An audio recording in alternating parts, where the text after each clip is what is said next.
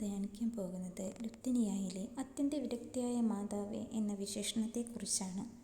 തൻ്റെ പുത്രൻ്റെ അമ്മയായിരിക്കുവാൻ ദൈവൻ ഹവ്വായുടെ സന്താന പരമ്പരയിൽ നിന്ന് കന്യകാമറിയത്തെ തിരഞ്ഞെടുത്തു.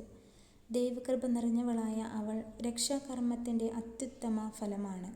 ഉത്ഭവത്തിൻ്റെ ആദ്യ നിമിഷം മുതൽ മറിയം ഉത്ഭവപാപമാലിന്യത്തിൽ നിന്ന് പരിപൂർണ വിമുക്തയായി പരിരക്ഷിക്കപ്പെട്ടു. ജീവിതകാലം മുഴുവൻ വ്യക്തിപരമായ എല്ലാ പാപങ്ങളിൽ നിന്നും അവൾ വിമുക്തയായിരുന്നു. ഉത്ഭവത്തിൻ്റെ ആദ്യ നിമിഷം മുതൽ അതുല്യ വിശുദ്ധിയുടെ തേജസ്സിനാൽ പ്രശോഭിതയായ കന്യകാമറിയത്തിന് ആ വിശുദ്ധി മുഴുവൻ സിദ്ധിച്ചത് ക്രിസ്തുവിൽ നിന്നാണ്. സ്വപുത്രൻ്റെ യോഗ്യതകളെ മുൻനിർത്തി കൂടുതൽ ഉന്നതമായ രീതിയിൽ രക്ഷിക്കപ്പെട്ടവളാണ് അവൾ.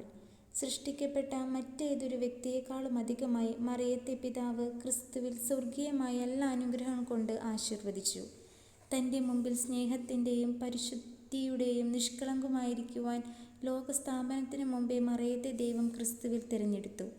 പൗരസ്ത്യ സഭ പിതാക്കന്മാർ മറിയത്തെ സർവ്വവിശുദ്ധ എന്ന് വിളിക്കുന്നു.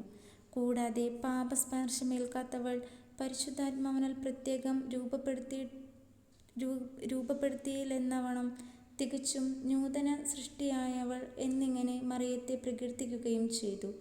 ദൈവകൃപയാൽ മറിയം തൻ്റെ ജീവിതകാലം മുഴുവൻ വ്യക്തിപരമായ എല്ലാ പാപങ്ങളിൽ നിന്നും വിമുക്തയായിരുന്നു. മറിയത്തിൻ്റെ നിത്യകന്യകാത്വം ലൈംഗികതയെയോ വിവാഹത്തെയോ ഒരിക്കലും അവൾ വിലയിടിച്ചു കണ്ടതുകൊണ്ടല്ല.